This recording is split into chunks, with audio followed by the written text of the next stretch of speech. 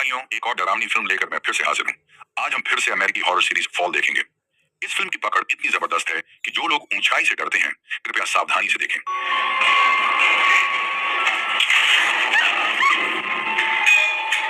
ये है आत्मघाती हरकत की चरम सीमा।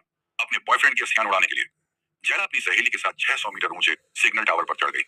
ये टावर बहुत पुराना है और इसके बोल्ट तक ढीले हो चुके हैं। दोनों पहले ही 300 मीटर तक चढ़ चुकी थी। नीचे का डरावना दृश्य देखकर जैला की धड़कनें 180 तक पहुंच गई। वो खुद को नीचे न देखने के लिए मजबूर करती है और ध्यान केंद्रित करके ऊपर चढ़ती रहती है। शुक्र है सब कुछ ठीक चलता है और वो जल्दी ही टावर की चोटी तक पहुंच जाती है। लेकिन उनका असली मकसद टावर की नोक थी। सहेली लगातार जैला को जल्दी करने के लिए कहती है, लेकिन जैला डर के मारे कांपने लगती है क्योंकि वहां कोई रेलिंग नहीं होती। खालीपन का वो एहसास किसी को भी डरा सकता है, लेकिन जैला अपनी सहेली के सामने शर्मिंदा नहीं होना चाहती थी।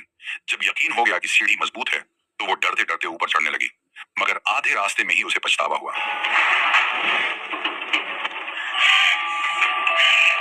What the hell are we doing? Hey! Stop overthinking! ये दृश्य इतना डरावना था कि स्क्रीन के बाहर बैठे मैं भी सिहर गया। जैला की सहेली बहुत निडर है।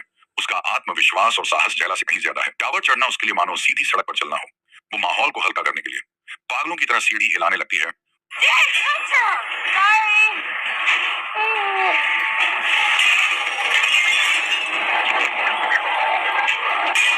What was that? Come on! We're almost there! पल भर में वो टावर की चोटी पर पहुंच जाती है और जैला को भी खींचकर ऊपर ले आती है। Oh my god! Oh my god! You did it, thanks! Okay, you're good.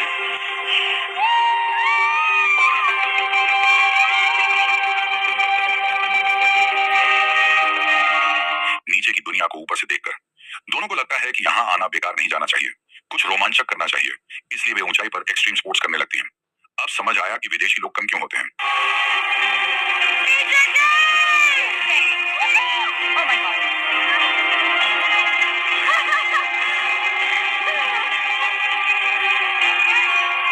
खेलने के बाद सहेली को लगता है कि जैला को भी खुद को चुनौती देनी चाहिए, एक फोटो या वीडियो लेकर यादगार बनाना चाहिए। जैला शुरू में डरती है, लेकिन सहेली के कहने पर सोचती है कि जब आ ही गई हूं तो क्यों ना कोशिश करूं। Take it easy. Okay, I've got you. I've got you.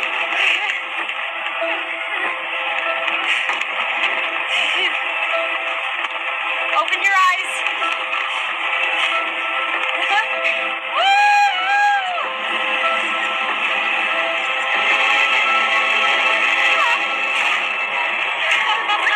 अच्छी बात यह रही कि सब कुछ सुरक्षित रहा। दोनों ने चुनौती को सफलतापूर्वक पूरा किया। इसके बाद जैला ने अपने बॉयफ्रेंड की अस्थियां बिखेर दी और अपनी अंतिम इच्छा पूरी की। ये सब करने के बाद दोनों को लगा कि अब लौटना चाहिए, लेकिन बात इतनी आसान नहीं थी। जैला नीचे उतरते हुए डर रही थी। तभी अचानक कुछ हुआ।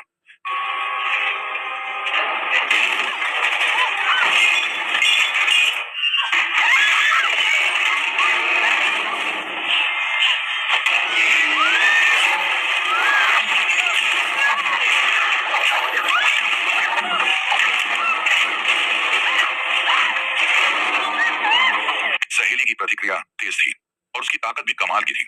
उसने पहले जैला को थोड़ा ऊपर खींचा, फिर जल्दी से रस्सी को लोहे के खंभे से बांध दिया। लीवर के सिद्धांत का उपयोग करके धीरे धीरे जैला को ऊपर खींचा।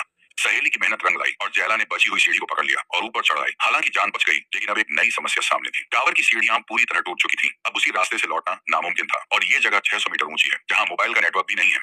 जब दोनों परेशान थी, तो लोहे के एक डिब्बे में उन्हें एक दूरबीन और एक सिग्नल गन मिली। सहेली ने दूरबीन से देखा तो और ज्यादा निराश हो गई। चारों ओर सिर्फ वीरान रेगिस्तान था, जहां कोई इंसान आता ही नहीं। इस पर सहेली को एक आइडिया आया कि अगर ऊपर नेटवर्क नहीं है, तो मोबाइल को थोड़ा नीचे लटका कर देखें। उसने पहले एक इमरजेंसी मैसेज लिखा, फिर मोबाइल को रस्सी से बांधकर नीचे लटकाया। शायद दूरी कम थी, इसलिए नेटवर्क नहीं मिला, तो उसने एक और बड़ा कदम उठाया।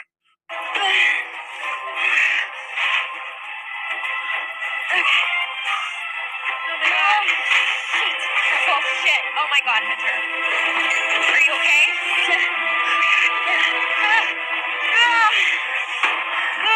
Careful. Shit. I don't hear anything. Nothing. Okay, you need to come back up.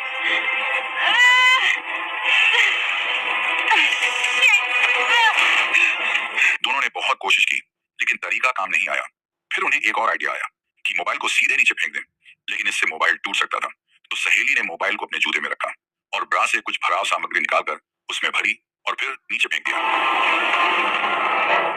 इंतजार के दौरान उन्हें नीचे कोई इंसान नजर आया तो वे जोर जोर से चिल्लाई, लेकिन दूरी बहुत ज्यादा थी, नीचे वाला आदमी कुछ भी नहीं सुन पाया और मोबाइल भी टूट गया। राहत की उम्मीद टूट गई। तभी सहेली ने देखा कि पास में एक वैन है जिसमें लोग बारबेक्यू कर रहे हैं। उसने फैसला किया कि अंधेरा होने पर सिग्नल गन दागेगी ताकि देखने की संभावना बढ़ जाए। दोनों ने सूर्यास्त तक इंतजार किया और जैला ने सही वक्त देखकर सिग्नल फ्लेयर दाग दिया। Shit, what the hell? Why is it firing? I talked to Mike, maybe there's a city or something. Shit, okay, they're going in. You have to do the flare now. I need to go. Okay, I got it. आग की रोशनी ने आखिरकार उस आदमी का ध्यान खींच लिया। सहेली ने तुरंत मोबाइल उठाकर जोर जोर से हिलाना शुरू कर दिया। नीचे खड़े आदमी ने सच में उन्हें देख लिया, जिससे दोनों बहुत उत्साहित हो गई। लेकिन अमेरिका में लोग इतने सीधे नहीं होते। आदमी ने न सिर्फ बचाव नहीं किया बल्कि उनकी कार लेकर चला गया और जाते जाते बीच की उंगली भी दिखा गया। इससे टॉवर पर मौजूद दोनों लड़कियां गुस्से से पागल हो गईं। अगले दिन दोपहर तक घंटों की तेज धूप के बाद दोनों गंभीर रूप से डिहाइड्रेट हो चुकी थीं। नीचे बैग में मौजूद सामान ही उनकी आखिरी उम्मीद थी। सहेली की ताकत थोड़ी बेहतर थी, इसलिए ये खतरनाक जिम्मेदारी उसी को दी गई। लेकिन अब एक नई समस्या खड़ी हो गई। रस्सी की लंबाई सीमित थी और बैग अभी भी दूर था। जिंदा रहने की खातिर सहेली ने फिर से जोखिम उठाया। अच्छी बात यह थी कि यह डर सिर्फ भ्रम साबित हुआ। सहेली ने आखिरकार बैग हासिल कर लिया और तुरंत पानी पीने लगी। ऊपर बैठी जेरा बस पानी को देखकर लार निकलती रही। थोड़ी देर आराम करने के बाद सहेली ने वापस ऊपर जाने का रास्ता ढूंढना शुरू किया। रस्सी सामने थी लेकिन थोड़ी दूरी थी। सौभाग्य से बैग में एक सेल्फी स्टिक थी। कई बार कोशिश करने के बाद वह बैग को रस्सी पर टांगने में सफल रही।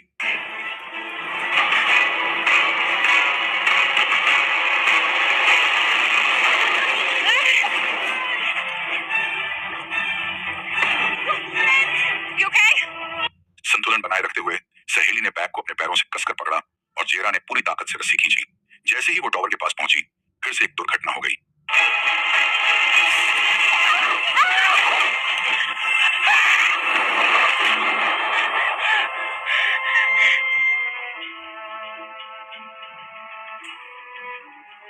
जेरा ने घबराकर नीचे देखा। सहेली को हल्की चोटें आई थी लेकिन ज्यादा कुछ नहीं हुआ। जेरा की मेहनत से वह ऊपर आ पाई। जेरा प्यास से बेहाल हो चुकी थी और पानी पीने लगी। थोड़ी ताकत लौटने के बाद जेरा ने एक कागज निकाला और उस पर मदद की गुहार लिखी। योजना थी कि ड्रोन के जरिए इसे पास के होटल तक भेजा जाए, लेकिन ड्रोन उड़ते ही बैटरी लो का संकेत आया। मजबूरी में जेरा ने उसे वापस बुला लिया। अब समस्या थी ड्रोन को कैसे चार्ज करें। सौभाग्य से उन्होंने देखा कि पास की छड़ में एक सिग्नल लाइट है, मतलब वहां बिजली हो सकती है। सुबह होते ही जेरा ने आखिरी घूंट पानी पिया और खंभे पर चढ़ना शुरू किया। पैर में चोट थी और 2 दिन से भूखी थी, इसलिए यह सफर बेहद मुश्किल हो गया। हार मानने ही वाली थी कि सहेली ने गाना गाकर उसे हिम्मत दी।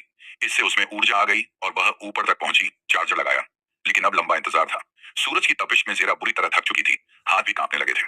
इतने में एक गिद्ध हमला करने आया।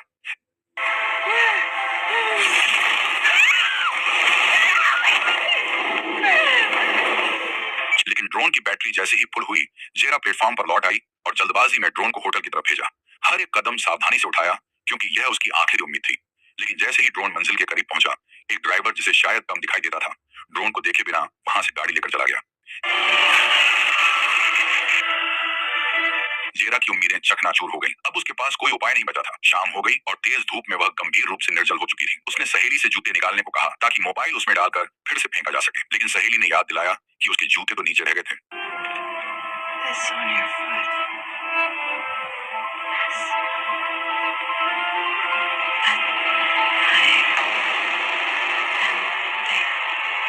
Remember. I fell. असल में सहेली पहले ही मर चुकी थी। जेरा ने उसे ऊपर नहीं खींचा था। वह सब कुछ जो पहले हुआ केवल उसकी डिहाइड्रेशन के कारण पैदा हुए भ्रम थे। Really think your scrawny ass could pull me out, did you?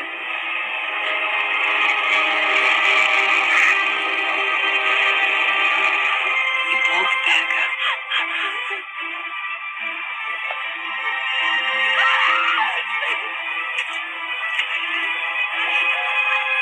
I guess you were just too afraid to realize that you were up here. All alone. एक और दिन बीत गया। जेरा बेसुध सी खंभे से लगी थी, मौत का इंतजार कर रही थी। तभी फिर से वही गिद्ध आया जो कई दिन से उसे देख रही थी। लेकिन जेरा अब जाग चुकी थी।